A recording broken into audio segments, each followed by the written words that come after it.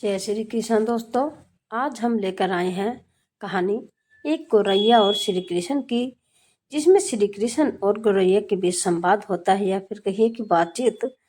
तो श्री कृष्ण उन्हें बचाएंगे या नहीं, यह एक मोटिवेशनल या प्रेरणादायक कहानी कह सकते हैं। तो आप ध्यानपूर्वक सुनिए कैसे गौरैया ने श्री कृष्ण पर विश्वास रखा और वह अपने बच्चों को बचा पाई। कुरुक्षेत्र को विशाल सेनाओं के आवागमन की सुविधा के लिए तैयार किया जा रहा था। उन्होंने हाथियों का इस्तेमाल पेड़ों को उखाड़ने और जमीन साफ करने के लिए किया। ऐसे ही एक पेड़ पर एक गौरैया अपने 4 बच्चों के साथ रहती थी।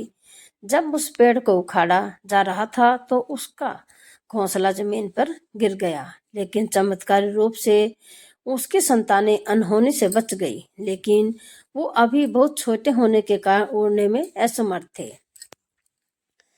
कमजोर और भयभीत गौरैया मदद के लिए इधर उधर देखती रही। तभी उसने श्री कृष्ण और अर्जुन के साथ वहां आते देखा। वे युद्ध के मैदान की जांच करने और युद्ध की शुरुआत से पहले जीतने की रणनीति तैयार करने के लिए वहां गए थे।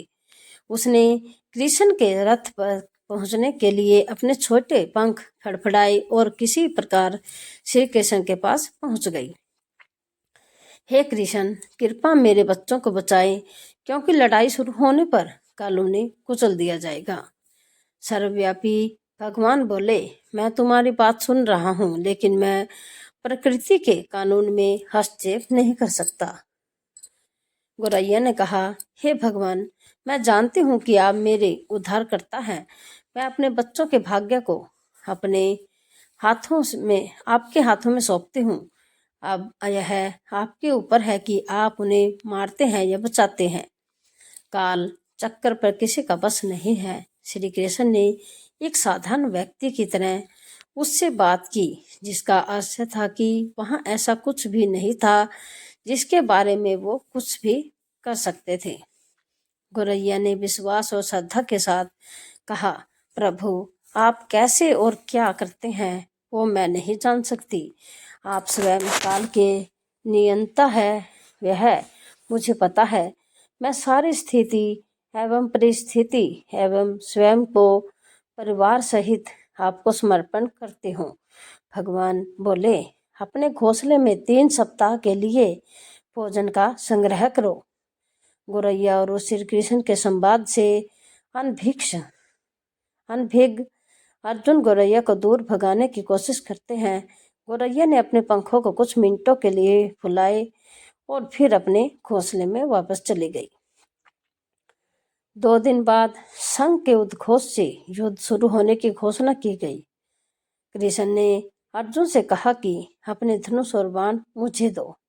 अर्जुन चौंका, क्योंकि कृष्ण ने युद्ध में कोई हथियार नहीं उठाने की शपथ ली थी। इसके अतिरिक्त अर्जुन का मानना था कि वह ही सबसे अच्छा धनुर्धर है। मुझे आज्ञा दें भगवान, अर्जुन ने दृढ़ विश्वास के साथ कहा। मेरे तीरों के लिए कुछ भी अभेद्य नहीं है। चुपचाप अर्जुन से धनुष लेकर कृष्ण ने एक हाथी को निशाना बनाया, लेकिन हाथी को मार के नीचे गिराने के बजाय तीर हाथी के गले की घंटी में जा टकराया और एक चिंगारी सी उड़ गई। अर्जुन ये सब देखकर अपनी हंसी नहीं रोक पाए कि कृष्ण एक आसान सा निशाना चूक गए। क्या मैं प्रयास करूं? उसने स्वयं को प्रस्तुत किया। उसकी प्रतिक्रिया को नजरअंदाज करते हुए कृष्ण ने उन्हें धनुष वापस दिया और कहा कि कोई और कार्रवाई अवश्य नहीं है, लेकिन केशव, अपने हाथी को क्यों नहीं मारा? अर्जुन ने पूछा, क्योंकि इस हाथी ने उस गौरैया के आश्रय उसके घोंसले को जो कि एक पेड़ पर था उसको गिरा दिया था।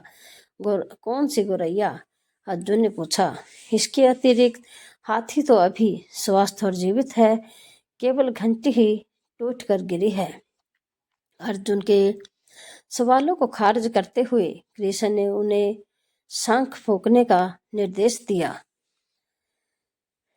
युद्ध शुरू हुआ। अगले 18 दिनों में कई जाने चली गई। अंत में पांडवों की जीत हुई।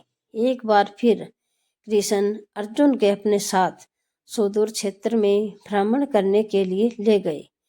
कई सब अभी भी वहां हैं जो उनके अंतिम संस्कार का इंतजार कर रहे हैं। जंग का मैदान गंभीर अंगों और सिर बेजान सीढ़ियों और हाथियों से अटा पड़ा है।